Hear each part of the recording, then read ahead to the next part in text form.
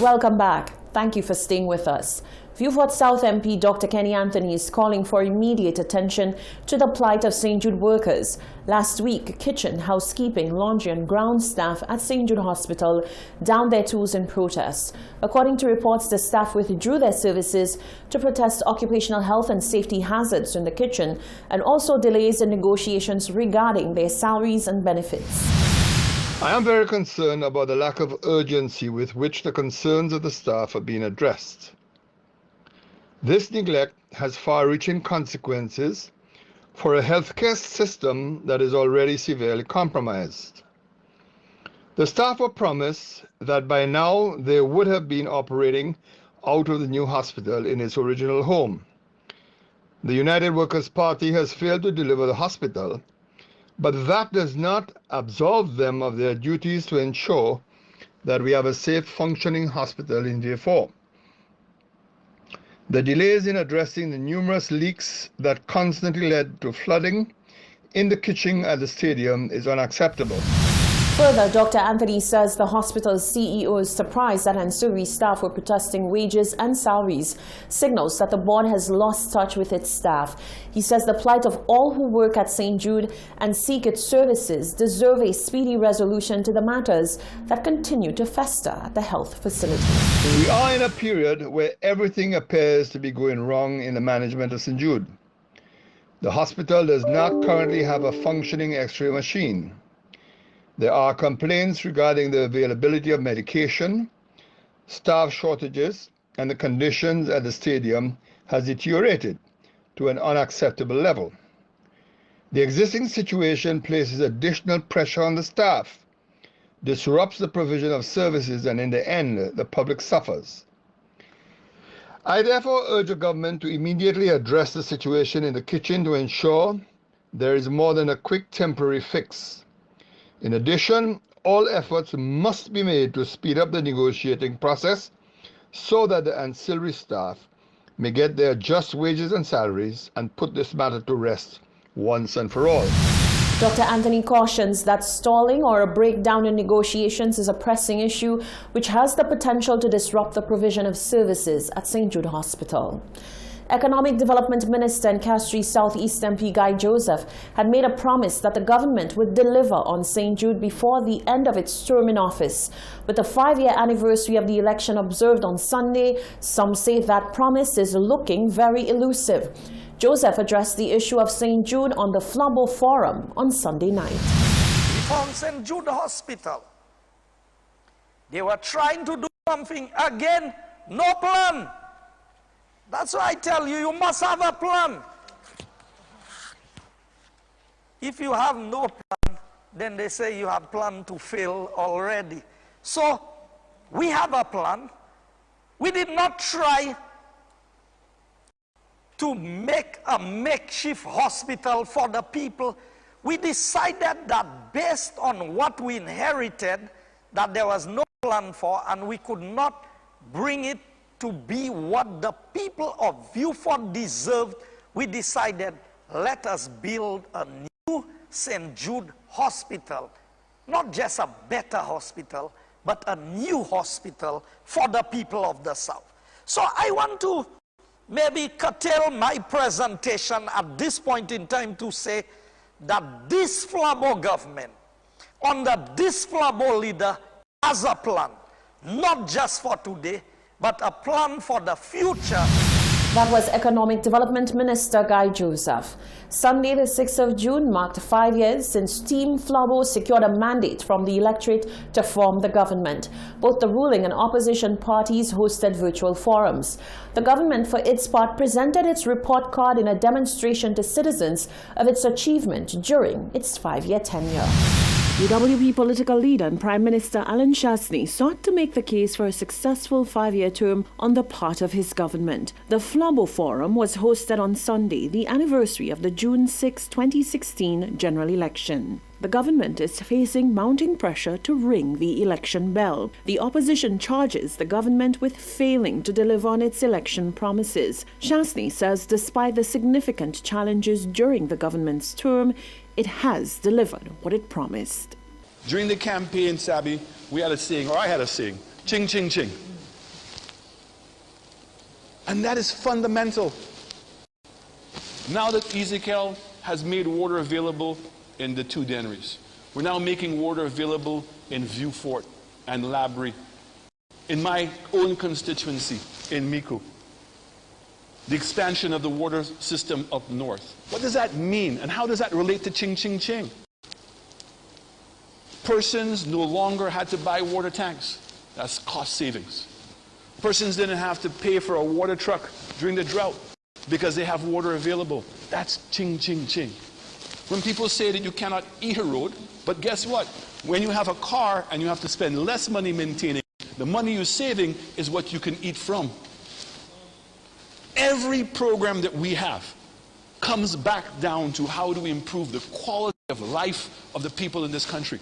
The UWP leader argued that coming into office on the heels of a Labour government meant an uphill battle for the UWP administration. The country, he says, was on the brink of collapse. But he argued that the UWP government took a measured approach to improving the coffers of government while cushioning the impact on more vulnerable sections of society.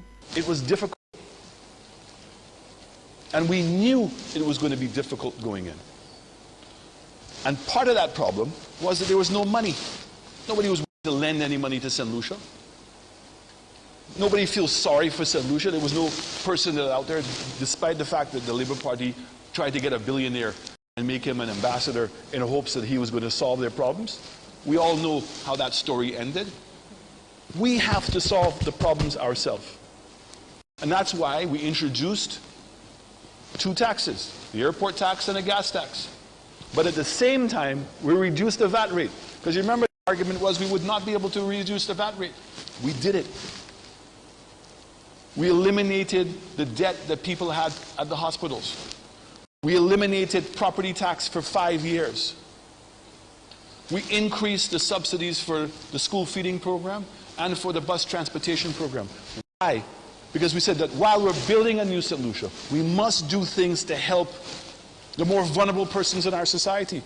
The UWP leader and Prime Minister has given no hint as to when an election will be called, and some political pundits hypothesize that polls customarily commissioned ahead of any general election must not look good for a Flambeau victory.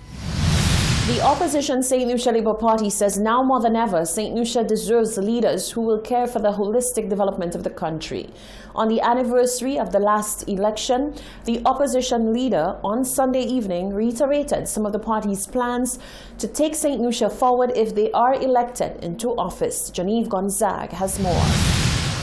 On Sunday, June 6, marked 5 years since the 2011 general election, which saw the victory of the United Workers' Party with 11 constituencies. The opposition St. Lucia Labour Party, on the anniversary of the last general election, addressed the nation via a virtual meeting. The SLP outlined what they say is the incompetence, corruption, and negligence of the current administration. During the address, leader of the opposition, Philip J. Pierre, spoke of a plan of hope for St. Lucia. He continues to reference an orange economy that will be youth-centric. They like music, they like entertainment, they like sports, they like the creative industries.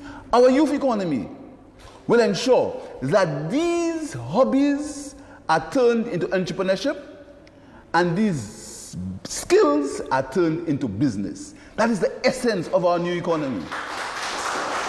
And that new economy, that includes the youth economy, will ensure that there is skill training for the young people, there is finance for them to expand and start their businesses, and there is marketing so they can sell their products, not only in St. Lucia, but regionally and globally. Pierre says his administration will initiate an inclusive business recovery strategy that will benefit all and do away with what the party says is the existing reality of 2 St. Lucias. We intend to include everyone in this new business strategy.